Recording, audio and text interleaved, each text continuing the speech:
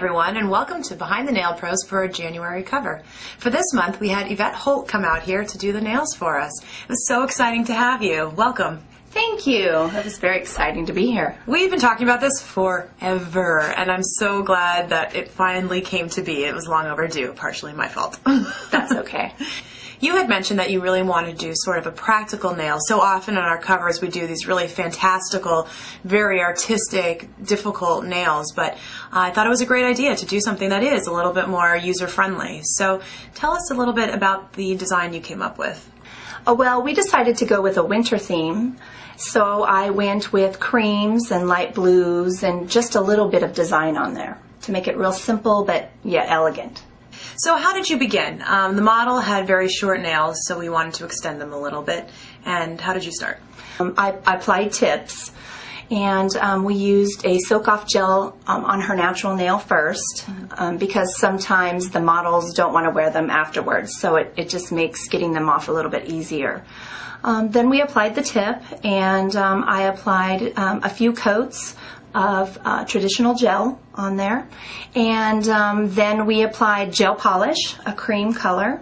I used a light blue color gel to create the tip, and then we did some designing with a white striper paint. I noticed that after you applied the gels, you went in and filed. Not everybody does that. How come you decided to?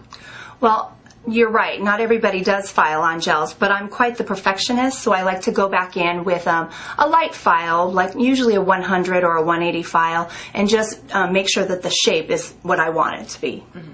And I noticed that you're really looking at the finger and holding them up to make sure that you have the right shape that you want. Is this a good method to do if you're in the salon?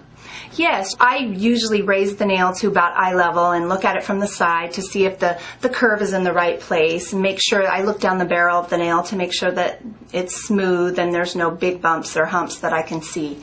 And then you notice that since I went with a square shape, I like to make it an extreme square shape, so I held my file straight up to make sure that I got that real straight edge at the tip. Right, so that it didn't curve at all on the corners. Right.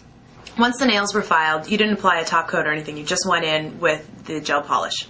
Correct. I love the gel polish because not only can you use it on natural nails or over the soak-off gel, it's great for applying color to artificial nails. I went in with the cream colored gel polish and applied a coat, and then I cured it 1 minute, and then I applied a second coat to make the color richer. And it's great that you mentioned that because I think a lot of people don't realize, they think that gel polish is just, it's great over, soak-off gel for natural nails. But it's nice because you can use it really for anything. Right, absolutely.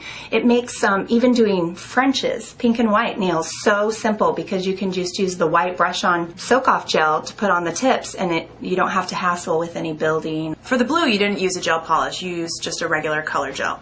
Correct. I used just a regular color gel, and I applied a thin coat of the blue on the tip, and then because I had the gel polish on the bottom, I was able to kind of swipe across it to create that sort of angular design of the light blue. Now, if you made a mistake, say, with the blue and the line wasn't exactly how you wanted, could you go in and fix it like you would sometimes with polish? No, you would want to make sure that it was the shape you wanted before you went in the light. So you can play with it until you go in the light, and then it's hardened there. And it's no problem to work with these different mediums all within one nail. You have, your hard gel and a colored gel and a gel polish, and they all work together and will hold up together? Well, you definitely want to make sure that you try something out on your person before you try it out on your customer. Generally, the rule is if it's the same manufacturer, you can usually get away with crossing over their products. Once the blue gel was cured, then what did you do next? I went ahead and applied a thin layer of the top gel, and I used the soak-off top gel, again, just so it was a little bit easier for the model to remove that if she chose. And to get the little wisps, you just used a regular striper brush. Yes, it's a nail lacquer, and it just has a long brush in it, so it's easy to do designs with it. And what kind of tips can you give people out there who want to try a design like this but have never done it before?